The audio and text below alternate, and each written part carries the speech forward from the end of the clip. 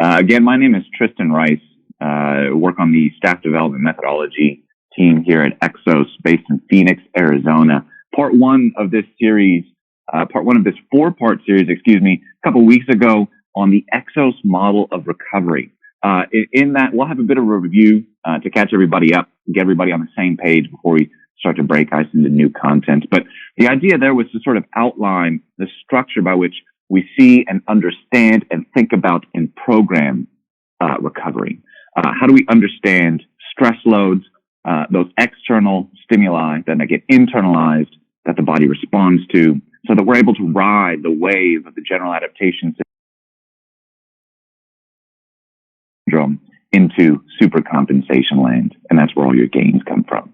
Today, exploring that topic a bit further, and I'm incredibly excited for this conversation because we're bringing on, as you can see, the man himself, Dr. Chris Bertram, who is our Director of Applied Neuroscience, and we're going to today get into a little bit more detail about stress, what stress is, and from his perspective, based on his training, what it looks like and what are some things that he would do about it as we get going. So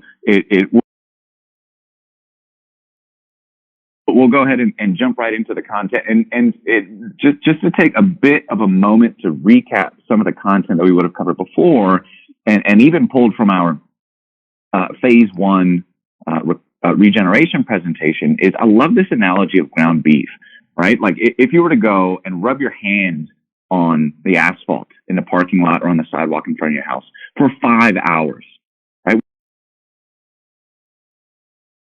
What would your hands look like at the end of that 5 hour block? It would look like a plate of ground beef, right? But if you were to do exactly that same thing and break that up into 5-minute chunks, and you take that 5 hour time block, and instead of doing it all at once and your hand turns into ground beef, if you were to do that for 5 minutes a day, 7 days a week, for 2 months, which is the same amount of time, in that case, that same block of time in doing the same stimulus, you would callus your hands, your body would respond in a positive way. And so that then gets to this sort of idea of if some is good, more is better, right? And is that true? We understand that overtraining is something that we absolutely want to avoid. We understand that that's something that we want to steer clear of at all costs. But the challenge in that is that the thing that gets you better in a dose that's too much can be the thing that puts you in a hole that you just can't climb out of. And so the question is, right, and Chris, is the frame up to the conversation that I want to have today is an athlete comes in and says, "Coach, I don't feel good." Right? What do we do about it? Why does that athlete not feel good? Right? Who is it what's going on in that person's body that's leading them to that? And based on our training, what do we then do about it? Because I, as a strength conditioning coach, I see the world and I understand the world based on my experience, based on my training. A dietitian might see the world and know the status that athlete is in based on their experience, based on their training. A physical therapist will know and understand based on their experience and their training. And you, Chris, as Director of Applied Neuroscience, will know and understand that based on your experience and based on your training. And all of our experiences, all of our trainings are going to be different. But I don't think anybody would disagree if we say that each of us would be able to make progress with that athlete on that day. And so the question is, if you, with your bag of tricks, are able to help that athlete feel better, and I, with a completely different bag of tricks, am able to help that athlete feel better, well then, how can I say that I actually know what recovery is, that I have a complete understanding? And that, through Chris, through the conversation that we're going to have today, the conversation that we're going to have in part 3 with Shannon Earhart from a dietetics perspective, and the conversation I'll have with Omi Iwasaki in part 4 from a physical therapy or movement perspective, this is really what I want to get at, right? It's like recovery, it's sort of like this. If recovery were an elephant, right, and I, as a strength conditioning coach, have my hand on an elephant, and you, as an applied neuroscientist, flying helicopters with your brain, have your hand on a different part of the elephant, right? I feel like I know what that animal is. right? But here, what I want to do in this conversation, Chris, is just gain a bit of your perspective on what that animal is, what that animal looks like. Because at the end of the day, the thing that we understand is that recovery is the thing, right? Recovery is the 3,000-pound pachyderm in the room that we frankly have had a very hard time talking about, right? And so trying to understand what is your understanding of this animal, of recovery? What is your understanding of stress? And then what do we do about it? And we'll frame this in the conversation of functional state that we talked about last week. And again, we'll have a bit of a tee up there. And so here's what we'll do as we go through the next hour or so, right? We'll revisit this concept of functional state, which is novel to us. It's been incredibly helpful personally for me in terms of understanding the way that we apply load, the way that we apply stimulus, and how the body responds to it, how people respond to it. Then we'll get into exploring stress. And Chris, this is really where I want to highlight your experience and your perspective on that elephant. And then finally, we'll get into some targeted strategies to do something about it, right? And so if we start to come back to this concept of functional state, right? And this is really review from last time, where functional state is the status of the biologic systems, right? It's just sort of how the person shows up, right? Imagine that a person does a thing. You go for a hike, you have a lift, you go for a long run or a bike ride or something like this. That exercise, that stimulus, we would call that an external load, right? And that external load then gets internalized, right? Because we could have exactly the same external load, exactly the same reps and sets at the same percent of 1 rep max. But Chris, if you've got a whole lot more history recently in strength training than I do, the way that you respond to that is going to be different because you've got more exposure to that. I think we're going to talk about stress inoculation later, which is a concept that I love. If you've taken your inoculation to that external load, you're going to be able to internalize that more effectively, meaning the next day, because of your training status, you're going to feel better than me. Right? And so the way that somebody responds to a stimulus, that big hike, that run, that lift, is going to be based on the preparedness that you have for that thing. And so the internal load affects somebody's functional state in a way that is specific to the individual. But not only specific to the individual, we understand also that it's going to affect them specific to the stimulus. For example, that lifting session is not going to have the same effect physiologically, biologically, as a really long run or swim. It's not going to have the same effect biologically or physically to really fast sprints, really big jumps. It's not going to have the same effect biologically or physically as my kids waking up in the middle of the night, and disrupting my sleep and then getting stuck in traffic, right? And so what we have and what we came to in part 1 was this structure that again has been incredibly helpful for me of organizing the types of stress loads that people are exposed to into these 4 categories. We have neural stress load, a mechanical stress load, a metabolic stress load, and a psychological stress load. And the concept here is just that the way that a neural stress load shows up in the body is not going to be the same to the way that a psychological does. Right? And if we look in a bit more detail into each of these, right, that neural stress load is going to be a training session with a heavy load or high speed, right, where we are surfing on the force velocity curve. So you're thinking really heavy training sessions, targeting max power, velocity-based training sessions with working sets of less than 5 reps, or sessions where you're looking at sprinting as fast as possible. And talk in more detail about this in part 1, right? So as that's brought online, go ahead and review back into that part 1 lecture. And then in part 1, we also gave some generalized strategies to target neurological stress load or neural stress load, right? Understanding that while these neural type sessions are going to affect the body in some way, well, then we should also then periodize our recovery strategies to target that stimulus. Same thing with mechanical training, with mechanical stress load. A mechanical stress load is going to be a training session with moderate to heavy loads with moderate rest. Primarily, this is going to be stuff that happens in the gym, More broadly, I think that we could think of a mechanical stress load as a stimulus or a training session, which is going to make you feel sore, right? Hiking downhill for a really long time is going to be a mechanical stress load, right? Lifting your kids 100 times in the air because they want to jump is probably going to be a mechanical stress load, right? And so we gave strategies for mechanical stress loads in part one as well, right? We move into metabolic, and this sort of rounds up the training-based categories that we as strength coaches tend to be really familiar with. And metabolic are going to be training loads, stress loads or training sessions with higher volumes or longer durations. These are going to be more cardiovascularly taxing training sessions that could be going out for a run or a swim or a stand-up paddleboard session, or it could be doing more metabolic style lifting, lower set, higher reps at a lower intensity, right? So you have a higher volume.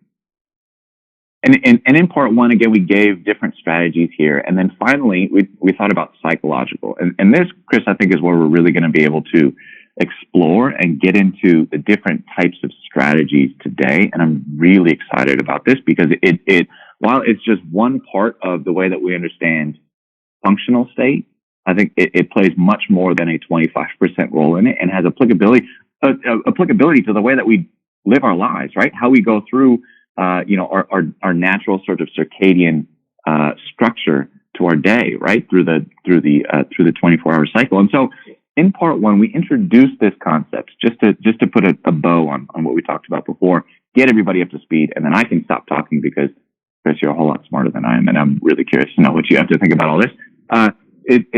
Stress is multivariate, right? The stress that I feel getting cut off on the freeway because I'm trying to speed to work, because my alarm didn't go off, because I forgot to set it last night because I had, right? That type of stress is different to the type of stress that I get from training. But when we think about recovery, we tend to have a much larger blanket statement or strategy when it comes to organizing this, how we respond to that. And so the thought of this whole functional state conversation of organizing stress loads into neuromechanical, metabolic, and psychological categories, the thought of organizing our strategies into the categories of neuromechanical, metabolic, psychological recovery strategies is that if we are able to program and periodize the training stimulus that we apply to folks, shouldn't we then also periodize and program the recovery strategies that we apply to meet them in the most effective way? And that sort of gets us a bit up to speed with what we had talked about previously, right? And so when we think about this, right, like we understand that it's our responsibility to help people adapt, right, to the stress loads that have been applied, right? We outline this concept in part one, right? And this is a feedback thing that we classically are very familiar with, right? You've done a thing, we need to recover from the thing. Where I think we're going to have opportunity to break some ice, where I think we're going to have opportunity to have a really interesting conversation is how do we help people deal with stress on the front end, right? Like what tools can we give folks to recognize in the moment that there's something that they are responding to, and then give them the tools to be able to respond to that as effectively as possible, right? Like, and these strategies, Chris, I think that there's probably going to be a relationship between the way that we respond to stress and the tools and the strategies that we learn in dealing with that stress on the front end, right? So if we come into this, right, then I'm gonna start to sort of get out of the way and let you sort of handle some of this, because I know that we're curious about your experience and expertise here. If we start to think about exploring stress, I think the question really that we want to get at here is what is stress, right? From your perspective, right? When an athlete comes to you, right? We come back to this sort of thought experiment. When an athlete comes to you and says, "Coach, I don't feel good today," right? What does that mean to you, Chris? Like what goes through your mind if somebody comes in and sort of introduces themselves in that way? Yeah, I think getting back to the point you made near the start, where it was sort of the analogy of if you're a hammer, you see the world as a nail, and we all have our lenses that we look through. Mine coming from the applied neuroscience perspective, I'm going to hear that question or that statement a certain way, right? So, I have to be mindful of the fact that, there could be some sort of a medical issue going on internally. There could be an injury issue that we absolutely have to rule out. If you're not feeling well, Absolutely. that can be a lot of things, right? So I think we have to start and make sure that we're watching out for things like that. But, if we're clear on those two fronts, then obviously there's some sort of a stressor going on that is affecting this person, right? And you talked about, neural and mechanical and metabolic stresses and all of those things that we can do to put a load onto somebody. But I think it's really important that we remember that those things don't exist in isolation, right? If you told me, for example, if I showed up to have a workout and you said, look, we're going to throw you on one of those VersaClimber machines, that's going to give you Yeah, some right. metabolic stress. I can tell you there's going to be quite a lot of psychological stress that's going to come along with that invitation on my side of it. Absolutely. And that's really important to pay attention to, because if there's one thing that we know now is that the psychological stress that we undergo every single day can have an effect on us, not just at the psychological level, but even at the physical level and the physiological, well, not necessarily the physiological level, but in the output. And here's what I mean by this. If you introduce psychological stress to somebody to a point where they start to feel a bit mentally fatigued, like they're just kind of worn out. The way they do this research, by the way, is they just get people to do math problems for about an hour straight, and then they throw them onto a bike and say, pedal to exhaustion. Okay? That's it.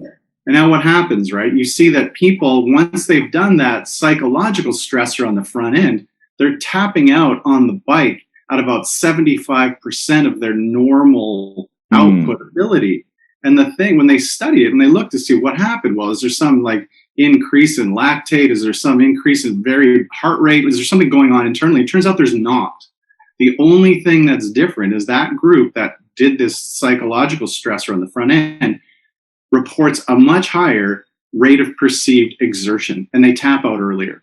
So if you're looking at why does this matter, I think if you're looking for output within the context of a training session, it's something to pay attention to. So that all of that is to say, these four buckets of load or stress, they have a lot of intersection, right? But I think we want to talk specifically about the psychological stress of it. And for me, if you ask me the question of what is stress, I think we have to maybe first start with the conversation of, there's an acute version of stress, and then there's a chronic version of stress. And I think, generally when we use that word stress, especially when we attach it to the psychological bucket, we assume that it's something bad, right? I'm under stress, I'm stressed out.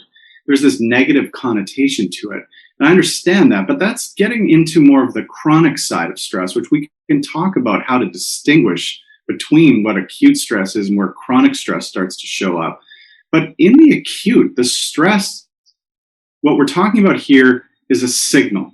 Stress to me is just a signal. And neurochemically, that's exactly what it is. When something shows up that is new, that is exciting, that is potentially threatening or risky, there is a stress response that comes from the body. And it comes in the form of a chemical called adrenaline or epinephrine, same thing, just as different names, right?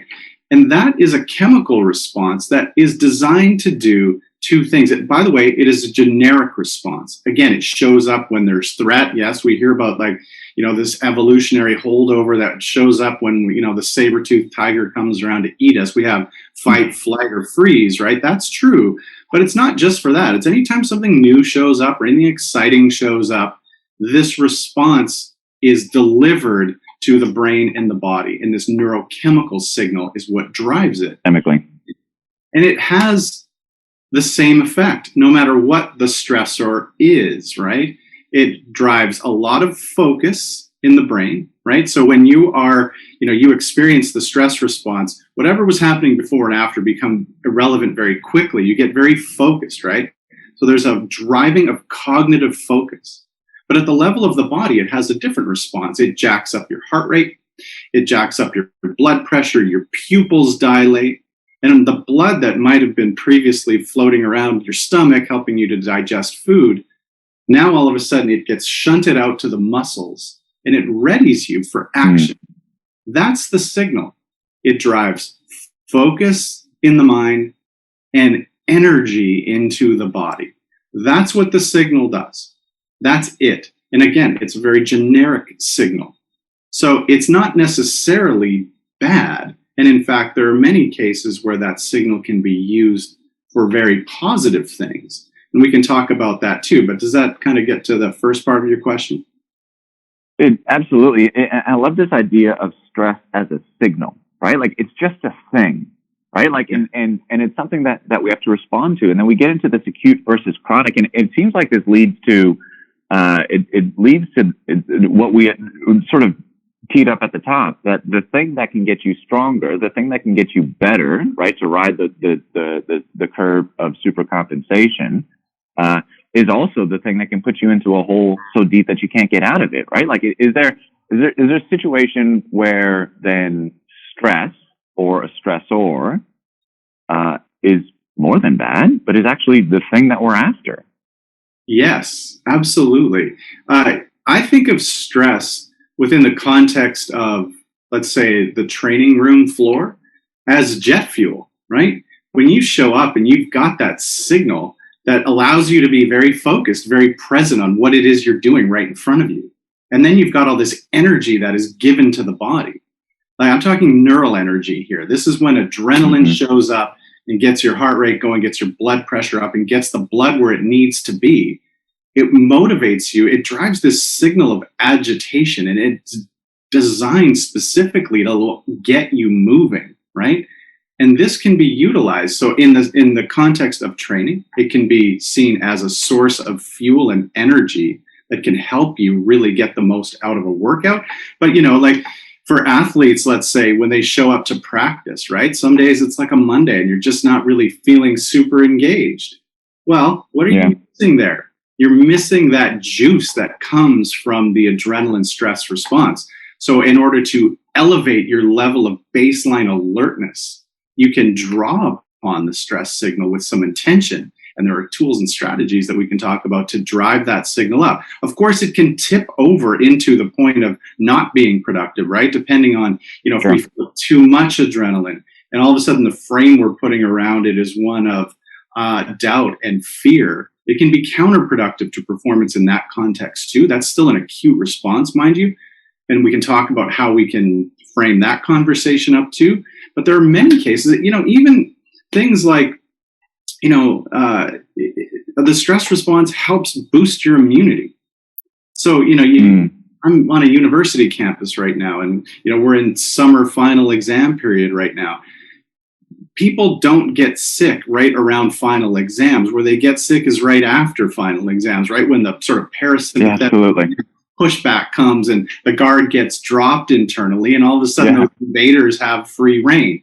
But during exams, when stress levels are high, we tend to be able to fight off infection. And there's really interesting data on this. Everybody's heard about Wim Hof breathing these days, right? Well, Wim Hof is the subject of some really interesting studies, him and others who have used their breathwork technique while being injected with actual toxins, bacterial toxins.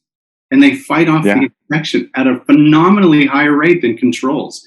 And that's because that breath work tends to stimulate and switch on the stress response, and it fights infection. So there are many positives of the stress response in the acute.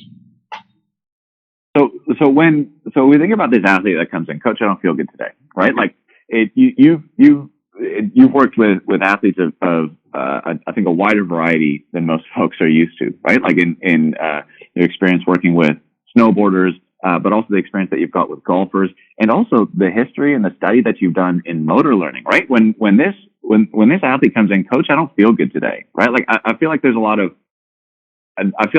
overlap of your understanding of that person to my understanding of that person, right? But it sounds like it sounds like you would be seeing them as somebody who's not feeling super engaged, right? Like you had mentioned that before, right? And so like somebody's got a case of the Mondays, right? Like they just can't go. I know that when, in the before times when we're traveling a whole bunch, right? Like I'd fly through 9 or 12 or 15 time zones, right? Like, and you wake up like on the third day and it's just, there's not enough coffee in the universe to make me feel like a normal person, right? Like, and so how do you, before we get into what to do about it, because I want to spend time getting into those strategies. How do you know that's where that person is? Right? Like, is there a set of questions that you're asking? Is it a questionnaire? Is it like baseline so I can compare athlete to athlete? Like, what goes in your mind to verify the hunch? Yeah, I think, I talk a lot about the science of these things, but there's effective coaching is the blend of the art and the science, right? And so when somebody shows up and they're just not feeling switched on, right? And they report that they're not really feeling great today. And, once you've gone through a process of, there's no history of injury, there's nothing going on internally to be concerned about. It's just a matter of saying, okay, well, how was your sleep last night? Is there other things going on in your life right now? Like what's happening internally? Are there other stressors, be it that, is there some sort of leftover fatigue, residual fatigue from something physical that happened in the previous couple of days, right? Is that the root of it? Or is it they're just feeling crappy or tired, right? Mm-hmm. And if we can get to the point where they're just not feeling fully switched on psychologically, then I think we got something, because that's where we can directly intervene here with some tools to start raising that baseline level of alertness engagement by activating that stress response and driving that focus mentally and driving some energy into the system. So I think there's a bit of a blend there. And obviously relationships are key to be able to know. Once you've gotten some rapport with somebody, you can start to tease out, you start to see patterns and habits and other things that they might show up with on a regular, infrequent basis. Sure. I know that it's such an interesting concept, right? Like, it's such a wild concept. The brain is such an amazingly phenomenal thing, right? Like this 1.5 pounds of mostly fat that runs on less electricity than the light bulb sitting above me, right? Can compute more items in a single second than any computer that we've ever created and likely ever will create, right? Like I love that. And the story that I always tell and everybody sort of laughs at is that your brain being the only thing in the universe that we know of can study itself is by definition the most complex thing that's ever existed, right? Like, and I just love that, right? Because I'm the type of person that wants to organize things, that wants to structure things, that wants to quantify things. And you get into this thing of, you ask the person how they feel, right? And then you just go on what they tell you. And that feels so subjective, right? That feels so loose and something that we can't quantify. But if you look at the research, and you may tell me that I'm wrong, but if you look at the research at something like rate of perceived exertion, right, which is basically the same thing. You ask the person how they feel, right, on a scale of 1 to 10, and we know that they use it in a hospital, right, as a pain scale, but we can use it. There's been a fair amount of research about it in estimating or in quantifying load, right, how hard the training session was. We know that with 2 weeks of, like, research has shown that with 2 weeks of practice, and with a 30-minute time period after the end of a training session, rate of perceived exertion is in fact the most valid, the most reliable indicator of training session intensity, right? Like, you ask the brain about how the body feels, and the brain's going to tell you whether or not you have the ability to communicate it. Go ahead. Sorry. I was just going to say, yes, self-report is a very good indicator. I think across the board, everything you just said is true. And I think even that, though, at the individual level, is a skill that can be trained up. Like, one of the performance Absolutely. we're talking a lot about right now is increasing your own internal awareness, right? Absolutely. That means, are you aware in the moment of what's happening inside of your head? Do you recognize those negative thought patterns? Do you know when you feel really switched on or engaged, or when there's not enough coffee in the universe? Do you recognize the signs and symptoms of that? Or are you sort of unaware and oblivious to that, and you're just getting pulled around by emotions all day? So there's that awareness, but then there's the awareness of what's happening below the neck, right? Are you aware of what is happening inside of you? Do you recognize fatigue? Do you recognize when even your gut's feeling a little bit off? Do you recognize when adrenaline and that stress signal is around you? Do you notice the increase in your heart rate? Do you notice when you start to feel warm and energized, when the blood starts to go out to your muscles? That's an important skill, right? Because you can start to get into the weeds a little bit with somebody around, well, what do you mean you don't feel great? What's going on? Are you feeling tired? And here or both? So that internal awareness is a really important skill that we can train up to, increase the efficacy of that self-report. One of the things that I love that I personally have been exploring for the last couple of years more deliberately is the psychologist Viktor Frankl's space, right? The space between stimulus and response. Yes. Right. And is there a way to wedge that space open? Right. Because you think about the structure of the brain, right? Like, and you have the very deep sort of brain stem, which is just like stimulus and what's happening and very basic functions of life. And then you come into the midbrain where you have more emotional, sort of almost like intuitive, sort of understanding. And then the cortex up at the top, right? The most superficial, which is like thought and complex sort of personality and these sorts of things. And my understanding, at least, and you may tell me that I'm dead wrong, is that it sort of floats up to the top. Something happens, right? And it moves, it up into the cortex of like, I put my hand on the stove. It's very hot. If it took me literally the time period to recognize that it was very hot, to think about moving my hand, and then to move my hand, my body would be in a position to be physically harmed, right? Like I would get hurt. And so there's this reflex that doesn't get all the way up into like the thinking type brain, right? It just happens, right? And so there's this stimulus and then there's a response to it. But one of the things that just absolutely blows me away is the idea that you can turn that around, right? That I can think about the emotions and the feelings that I'm having. I can study them. I can question them. And to a certain extent, I can change them, right? So that there is that stimulus and there is this response, but there's this space in between where you have the opportunity to make a decision, right? Where you have the opportunity to make a choice. And so I love this idea of internal awareness. And I hope that you don't tell me that my understanding of neuroanatomy is completely wrong. I wouldn't be surprised if you do, right? But it was right on. This is a question that I want to ask. No, it was right on. Yes. I win for the day. I try to frame it up to people like it's the gap that we're trying to improve, right? That space that you talked about. How do we increase that gap so we can we can respond with some intention as opposed to just reacting? And I'll give you the example that relates to the conversation around stress and the signal of stress. You mentioned earlier that I work with golfers, right? One of the things that happens with golfers, or really any athlete or any human being, is that when we get under stress, as we've talked about, the signal, that internal signal of adrenaline starts to show up.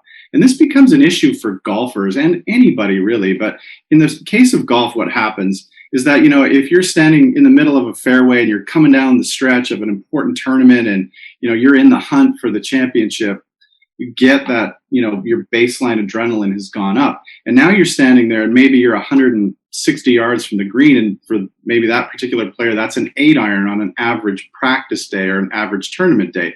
Now they're fired up with all of this adrenaline. And what tends to happen, that 8-iron now goes 180 yards and they fly the green into a hazard. Yeah.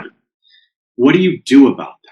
Right? There are all sorts of tricks that go on at high levels of golf where even the caddies will give the player the wrong yardage on purpose so that they will choose a different club to try to accommodate for that. I don't like that kind of a strategy. What I would rather do is build up that person's internal awareness. So when they're walking down the fairway and they go, oof, I'm feeling the heart rate go up a little bit right now, and I'm feeling like pretty warm and energized. And I know that is adrenaline because we've talked about it. We've used some of these tools that we're going to get into, and they've started to become aware of what the signs and symptoms of the stress signal are for them. So when they get over the ball, they can have other strategies that can push back on that stress response and get them back into a more normalized zone for them so that that club goes a predictable distance. I'd rather own up to what's going on internally than try to play some game where we're trying to just, adjust for it. I don't really like that strategy. I don't find it to be a particularly winning strategy. Right, because otherwise you're just playing defense. Yeah. And here's the thing that sort of strikes me. You talk about adrenaline or epinephrine. You talk about sort of being dialed up in the moment. Like that seems like, psychological arousal. That seems like excitement, but that also feels very similar to fear, right? Like what's the difference, inside the skin from fear and excitement? Is there a difference? Actually, that's a great question. And there is internally, if I had two people in front of me, one that was just really, really excited because something great had just happened in their life, like the birth of their first child, or, pick your, thing that really gets you excited, versus somebody who's like, has a grizzly bear charging at them. If you look inside the skin, and I had you both in every possible scanner that we have available to us, there's no visible difference. You cannot tell the difference between somebody who's excited and somebody who's really scared. You mentioned I work with snowboarders, and one of my colleagues that we work with the big air snowboarders, where there's a lot of excitement and potentially a lot of fear. Yeah. We joke that, fear is just excitement with bad breathing. So there is internally, there's not a lot of difference here. That's going to maybe foreshadow one of the conversations we'll have about tools, but there's not a lot that goes on internally. The difference shows up when you start thinking about the frame we start putting around that signal, right? So what is the psychological frame that we're putting around this experience that we're having internally? And this is where the conversation of mindset really becomes relevant to this discussion, right? So what is your attitude? What is your belief around that signal when it shows up for you, right? And it changes moment to moment. But at the root of it all is, how do you experience at a psychological level the stress signal? So in certain circumstances, and remember, the stress signal gives us a subconscious choice of three things. You're going to fight, you're going to flee, or you're going to freeze. And there's some fascinating research on this. It comes from a guy named Andrew Huberman, who works at Stanford. And what he did, he ran an experiment where he had mice in a cage. Okay, so these mice are trapped in a cage, and then he would hover over top of the cage a predator, like an owl, right? So the mouse is in the cage, and they have this shadow looming over top of them, and it's going to induce a stress signal, right? Mice have the same system. So what they're going to do in that situation is one of three things. They're going to run away, they're going to freeze up, or they're going to fight. And what they do most of the time is freeze up. That seems to be sort of the go-to response, is just kind of freeze up. And while they're running this study, by the way, they're looking at what's happening inside the brain and where these chemical centers are activating. And what happens when the mouse freezes up is you see a lot of adrenaline. Those receptors in the brain that respond to adrenaline are very active, but that is all. Sometimes, though, that mouse turns and runs off into the corner, right? So now they're fleeing. What happens in the brain then? Again, very strong adrenaline response, and that is all. But then there are certain occasions in those experiments where the mouse, for whatever reason, decides to turn and engage the predator. And they have this little tail wagging thing that shows that they are there going, kind of bring it on. And you look inside the brains of those mice, and you see the adrenaline receptors light up, but you see something else happen. And it is the dopamine system starts to light up too. You might have heard of dopamine. It is the reward. Yeah. It's the reward chemical. It's the molecule of more, right? And what he called it was the courage circuit. And what happens is, it seems like we are hardwired that when we engage with stress, when we lean into it and we say, let's go, stress, and we adopt what we call a growth mindset, like we will take on this struggle and we will take a step forward in the face of this struggle, we get rewarded for it. And that allows us to take the next step and the next step.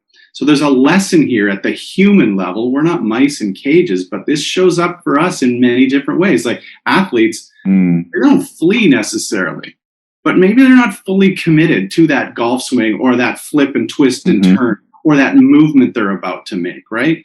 It shows up in many different ways, but the same basic thing is true, that when we engage and we take a step forward, and that can even be, doesn't have to be a physical step forward. It can be just, I'm going to decide I'm going to do something about this situation. Yeah. We get a reward for it. And I think that's one of the coolest studies I know of. That's so wild. And it's the same, that the volitional sort of decision, right? That you choose to engage with it can be a reward when you're engaging with something that could be potentially life-threatening, right? An owl to a mouse. Yeah. And I'll tell you where else this shows up, by the way, too. Something else that we haven't even really talked about is those same two chemicals, adrenaline and dopamine, are what are at the basis of learning and, what I might call neuroplasticity. We're all in the game of skill acquisition, right? We want athletes to get stronger, faster, learn more quickly, and retain skills for longer, and have them, be retained in such a way that they show up under stress, right? In the moment. That's where you want that learning to show up.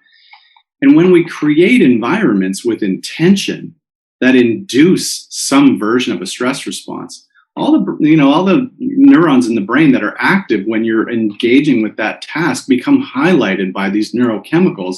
And then later in the day, when we go to sleep, the brain undergoes change. But the change is signaled by these neurochemicals. So we want them around. If learning and progression is the name of the game here, and let's face it, it is, again, you want those chemicals around.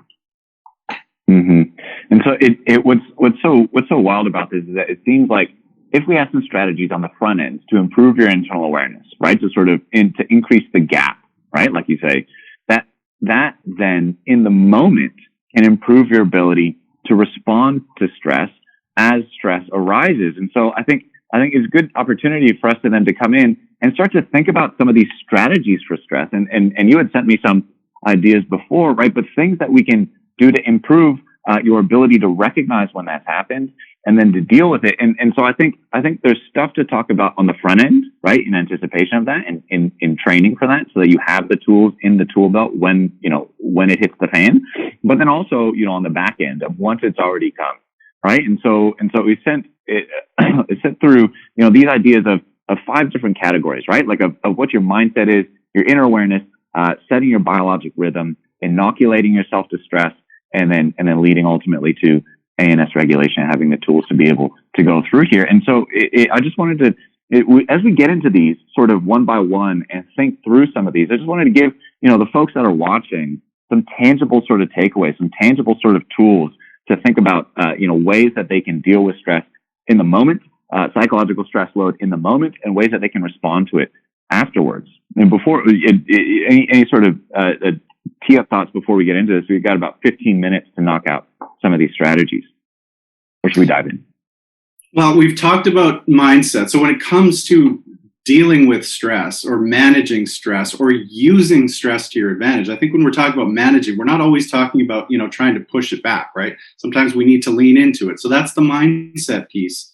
Becoming more aware of how that signal shows up. That's the internal awareness piece. So we've talked about that a little bit. We haven't really talked about the biological rhythm piece. And this is where, we sort of can start to talk about stress as maybe showing up and getting in the way a little bit. So outside of the acute, in the moment, where we can really use that signal for jet fueled or supercharged learning and progression, once it starts, I think, you hear a lot about chronic stress as being a bit of a problem, right? And it absolutely is. We know that chronic stress shows up and is implicated in heart disease and diabetes and depression and all these other things. And so, but we don't talk often about, well, what's the difference and where does chronic stress start to show up? Like, how do we even define that? So I think we should just talk about that really quickly. And I think a really useful and easy way to think about chronic stress, and when we've started to get to the point of diminishing returns with that stress signal, is when it starts to show up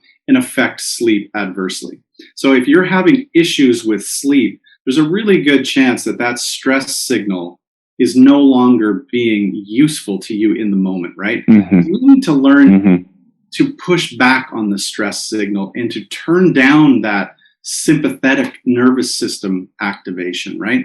And one of the best things you can do here is to get your biology working properly for you in the first place. And you've got that note there around the biological rhythm. So I think what we're referring here to is your circadian rhythm, or this 24-hour. Yeah, absolutely. You have, right? Yeah. And that is really, really important when it comes to being able to manage stress and the emotional responses that we tend to have to those stresses, right? Because there's a really strong interaction between stress and our emotional system. And one of the best things you can do is to make sure that you've got your circadian rhythm properly tuned. And what I mean by that, it's basically two parts, right? You've got cortisol that gets released in the morning, when that drives alertness and pushes us out of sleep. And that has a natural ebb and flow throughout the day. So we want healthy release of cortisol in the morning, but then towards later in the day, we want cortisol to be subsiding, and we want melatonin to come on the system, which drives us out of wakefulness and towards sleepiness. And this is all regulated and governed by an internal mechanism that is actually a part of your brain that runs this clock. And so we need to make sure that it's working properly. And how do you do that? Well, the best thing you can do, and the easiest way that I can give anyone advice on how to tune this thing properly, is to expose yourself to natural light at two critical points of the day. So right now it's morning here. I've got the sun coming directly in the window, right? And that is signaling to my brain, because the light in the sky in the morning has a lot of blue and yellow in it. That blue light that we talk about being such a bad thing, it's not in the morning, especially. Yeah, absolutely. Blue light is the signal to the brain to release cortisol, which drives us into a state of wakefulness. We want alertness in the morning, right? We want to be awake and switched on and getting after it. And that light, that natural light, is the signal. And I mean, like I said, that I'm sitting in front of a window here. It's amazing. I have a light meter on my phone. If I held it up right now, you can see that there's quite a bit of light coming through, but glass actually filters out like 90% of the light that's actually out there. So the key is to get on the other side of the glass and just look towards the rising sun for 2 to 10 minutes within about an hour of waking up in the morning. That is the signal that your brain needs to release cortisol, get you into a nice, healthy, alert state in the morning. But the other key thing that happens there is that sets a timer. And about 10 hours after you get that light exposure, your pineal gland in the back of your brain will start to release melatonin. And that is the signal that will curtail the activities of cortisol, which is that tends to be elevated when we're showing up with chronic stress. And it brings melatonin onto the scene, which is going to help us move towards a sleepy state and help drive sleep. And that's really the all-important thing here. It's one of the most important things. We're not getting good sleep. Our ability to manage those chronic stressors or even those acute stressors goes way, way down. So getting that piece right and making sure that we're cleaning up sleep is one of the most important things you can do. And we all talk about sleep hygiene these days, and those things are all important. But get the biology on side first. And it's such an enigma, right? And it seems like such a puzzle because, you know, if you're traveling across 6, 9, 24 time zones, you know, of course your circadian rhythm is out of whack. But isn't it true that the physiological circadian rhythm is on a time period that's longer than 24 hours? So we like our sort of beginning and end so we're constantly out of whack. Yeah. Right. And so this is something that's a daily struggle, isn't it? It is a daily struggle. And it's true that it's not exactly 24 hours. It's very close to it, but it shifts, right? And it shifts at different times of the year. So when it's spring and, you know, if you're in the northern hemisphere, the days are a little bit longer. There is play there, and it's adaptable. And the problem is we make it worse and we exacerbate the problem. Travel is one of the ways that you can exacerbate the problem, but not having consistent sleep patterns. If you go to bed one night at 8, you go to bed the next night at midnight, you have inflicted social jet lag on yourself, which is a real thing, and it shows up the same way as actual jet lag.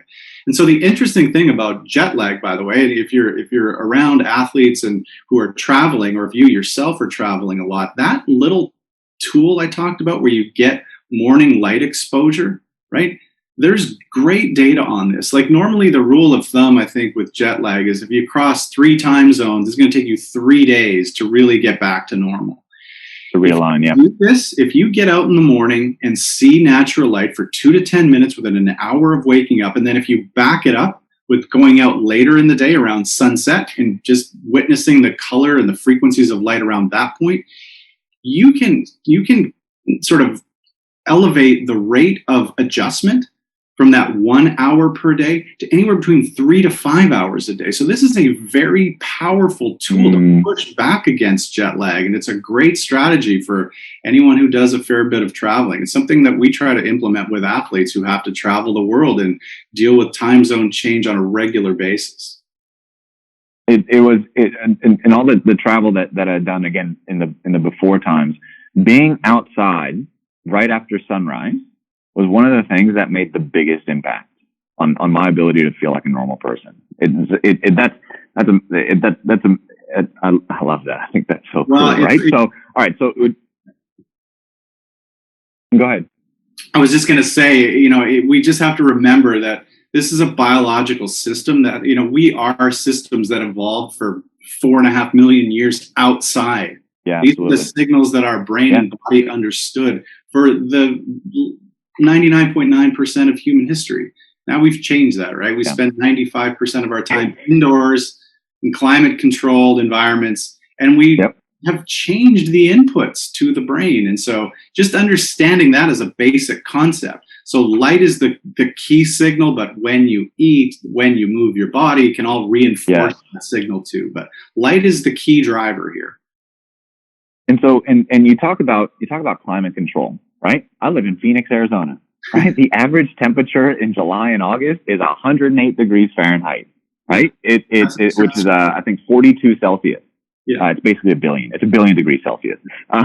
Right? Like that's not safe, right? That's dangerous. A phoenix is an animal that burns and then rises from its own ashes, right? Yes. Like you get into this climate control sort of thing, and we are the only animal in the history of the planet Earth that has adapted our environment to us, right? And so this idea of stress inoculation is one that I think is really interesting, and I wonder if you would talk about it, because so many folks are jumping into cold tubs now, right? Like, what is up with that, right? From your perspective and the way that you see the world, right? Like your bag of tricks and your training, your experience, why should I get into an ice bath? Or go for a hike in the middle of the day here in Phoenix? Yeah, so there are many interesting things about cold plunges, ice baths. There are all kinds of physiological interesting things that happen there.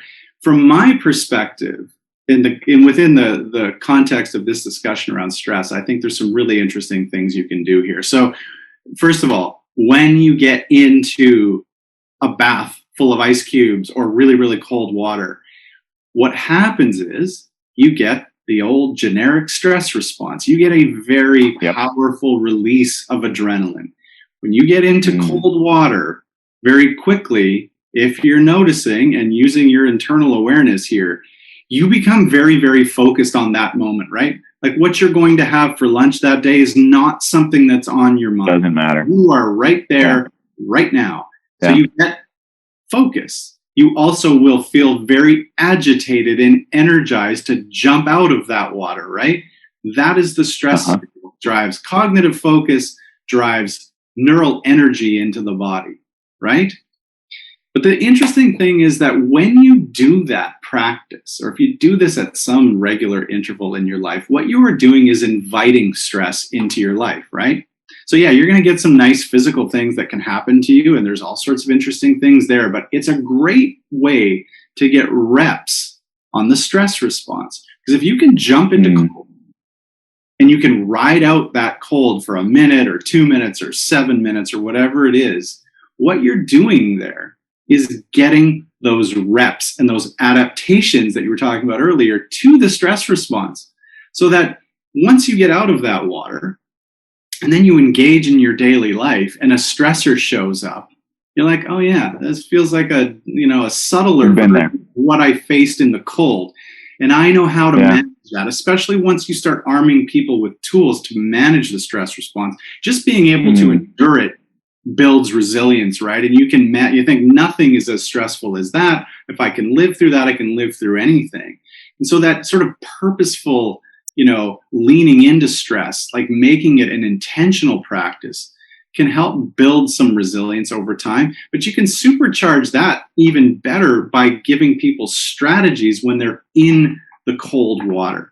So, this idea that we can regulate our autonomic nervous system. So you've got two branches there, right? You've got the sympathetic, which is what adrenaline is going to activate, right? That's what the cold is going to do. You're going to get very hyperactive on your sympathetic side. But we can activate the parasympathetic, or rest and digest branch of the autonomic nervous system, by doing some very simple things. So there are some examples of this in the breath work world. And so, for example, if you use a strategy of extended exhalations, so you take sort of a quick inhale, which is what we do when we get into stressful situations, or we do one of those real quick. But what we don't do is take the long breath out. Anytime you extend your exhale, what that does is it activates the parasympathetic branch, which decreases heart rate, which decreases blood pressure, and it in real time will push back on adrenaline. And it will help you manage those moments of acute stress, because it's good, right? But when it gets us to the point where we want to panic or we want to jump out, it can help us stay in there a little bit longer and ride it out. And once again, a simple tool like a long exhale, and there's a bunch of other ways you can do this, by the way, but that's one simple one. That's another strategy that you can take into your everyday life. When stress starts to pile up in the acute, spend a minute just taking those long exhales. Yes, there are breathwork strategies that you can do as a daily practice. You can go get a massage, and you can have a mindfulness practice. And those are good. Like, those will bolster you against stress. But life hits you in the face sometimes, and stressors come at you randomly at times, right? Especially for athletes, they show up all the time. So in real time, to have a tool that you can use to push back against stress in the acute when it starts to become a little bit overwhelming is incredibly powerful. So the ability to regulate this automatic system, right? That's what autonomic nervous system means. It runs all by itself. We don't have to think about digesting our food or making our heart rate go up or down. But we have gateways into that system, and we have levers that we can pull on there, and the breath is one of them. And that's so that's so good, right? That breathing is something that is fully autonomic. I don't think about breathing while I'm sleeping. I'm not thinking about breathing right now, right? But what you're saying is you have the opportunity to control it, right? You have the opportunity to step in and say, well, you can take off autopilot, right? Whereas like with my heart rate, I'm not going to tell my heart to beat sometimes, right? And then not others, right? So it sounds like being in these sort of stressful situations of being in cold, maybe even being in heat, gives you opportunity to expose to that stimulus, that stress load, to then wedge open that gap between stimulus and response, so that you then are able to improve your inner awareness. Or maybe it's a chicken and egg sort of situation, right? And so these are things that we can do on the front end, and then the mindset piece that you talked about of leaning in, right? Like choosing to do that. In the cold, I imagine that is sort of the equivalent of the owl to the mouse, right? Where absolutely, you stay in that cold stuff for too long, and there's absolutely going to be harm. Yes. Right. But you choose to lean into it. Is that you get that same dopamine type response when you get into those sorts of stressful situations on purpose? I'll tell you when you get the dopamine response is you'll get a little bit of it when you're standing there saying, should I or shouldn't I take a step towards that? Part, right? Oh yeah. There, am I getting it or not? And you stand there and you're very much the mouse who's frozen in that moment, right? It's panic. You want to run out the door. Panic. You're getting flee and freeze. Then you decide, okay, here we go. And you take a step towards it. you will get a bit of a push back from dopamine there, which will allow you to like feel a little bit empowered in that moment, but you will get a massive dump of dopamine the minute you get out, right? So then you're like, Yeah. oh, that was amazing. And you feel like on top of the world when you come out of a cold tub, right? You've been relieved of it. Then you get, okay, that was a useful thing. Now you get rewarded for achieving the goal. So dopamine shows up in two places: when you're in pursuit of something, and then when you've actually achieved it. And you want to take advantage of both of those things. So you'll get the bigger dose when you get out, and that'll make you more motivated to go back the next time. Because you can remember that. I love that moment, right? You stand at the edge of the cold tub. You think, why am I doing this? This is not a good idea. What's wrong? You're sitting in the shower. You got your hand on the thing to turn on the cold, or to turn off the hot. You think, this is so bad. What am I doing here? And then you just leap, right? You just go. And that feeling, like you get into the cold, and it's like this. It's just like a wave of panic, right? That comes on, and you think, well, hang on, right? Like, just be here. Right. And like you say, it just extends the breath out. You forget about what you're having for lunch. You forget about, where your grocery budget is. You forget about, like doing whatever it is that's happening. Right. And then you're just there, and that's, so it sounds like that kind of stress inoculation, the mindset piece of choosing to lean into it, opening up that gap, right, between stimulus and response. Those are things that we can do on the front end, right, to improve our ability to regulate our autonomic nervous system in anticipation of stress being applied, because it's inevitable, right? Like there's always going to be stress loads that happen, that we're exposed to, and then aligning your circadian rhythm to the 24-hour cycle, doing these sorts of things, focusing on sleep. It sounds like those are things that we would do on the back end after stress has been applied. Would you add or modify or qualm with that sort of structure of what happens on the front versus what happens on the back? No, I would agree with all of it. And then I would just, highlight the fact that we can, best intentions and best practices are good. We can do so many things to help manage the stress on a daily basis. But to know that in the moment, right? If the moment is, I need to elevate and I need to activate so that I can do the hard thing right now, there are strategies that you can use to, engage that sympathetic system. But then at some point, like at the end of the day, when you want to get to sleep, to be able to down-regulate there so that you can get yourself nudged towards sleep is really important too. So learning tools to help you navigate your autonomic nervous system is a really powerful tool, because sometimes we want the stress signal, but when it's no longer useful to us, like when we're trying to go to sleep at night, having some tools that push back on it to allow us to move towards sleep. Some of that is preemptive and strategy, but in real time, when the mind starts to get spun up, to know how you can push back, that's just activation of the sympathetic branch. There are tools you can use in real time to manage that as well. So is that in those preemptive strategies though, are you you say you're rehearsing basically, right? Like you're practicing, for when you then get exposed to stress later on. So are you in effect acquiring or sharpening or honing the tools that you need in that moment when you are meant to be asleep, right? Like you're meant to be down here, but you're spun way up to here, right? Like is that then you're learning the tools to then align your autonomic nervous system status to what it should be, that you're sort of practicing and that sort of stuff, so you're ready to go when you need to? In many cases, yes, when it comes to practices, right? But there's other, strategies around that we talked about with the circadian rhythm and getting the proper sleep. That's just setting your foundation right. Like you need to get the biological system working at its best. Like, for example, if you're not sleeping properly, you're so much more likely the next day to be reactive to stressors in your life, right? So, and then you're always playing catch up. So if you set a good foundation, you get your circadian rhythm right, you get your sleep right, you take the appropriate mindset around what struggle is and what the stress signal is, that's going to set a good foundation. Then you can have other practices to help learn how to regulate. And you can do that on a daily basis. So you can start to build up that awareness, which is really powerful, so that when something shows up unexpectedly, you've got more awareness. you've got that gap time now to recognize stimulus from the response, and you got some time there to make a choice.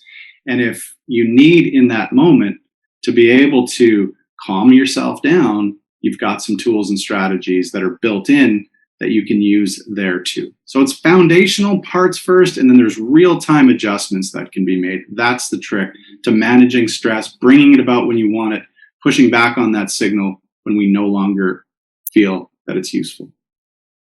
There's been so much that's so good here, Chris. Thank you so much for coming on. This has been, I think we could probably carry on this conversation for the next 2.5 days and still feel like we've only just scratched the surface. Easily. I still don't know which part of the elephant I'm touching, by the way. Maybe it's the diaphragm. I've got the tail. I'll take the tail. You're gonna. But it's so much great context to the psychological stress loads, right? Like of all of the other things that we're placed on, or all the other stress that sort of that we are exposed to, that are just kind of implied, right, to the human experience. But the strategies to manage them, I think, are so valuable, right? Like, I really appreciate your perspective and your experience on, you can have the tusk, you can take one of the tusks of the elephant, right? Like, because what this does is it gives me opportunity to question whether or not my understanding of, in this case, stress and recovery is A, accurate, and B, complete.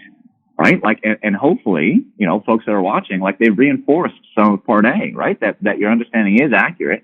And B, I think it's one of those situations where it's like, you go and you open a door that you didn't know existed, and you realize that there's so much more to learn and there's so much more to do, and that can be equally frightening, right? It's like, well, how have I missed this for so long? And also exciting. Right? And I guess what you're saying before is that if you were to look inside the skin, you wouldn't be able to tell the difference if I was frightened or excited about it. Thank you so much for this, Chris. Absolutely. It's been so good.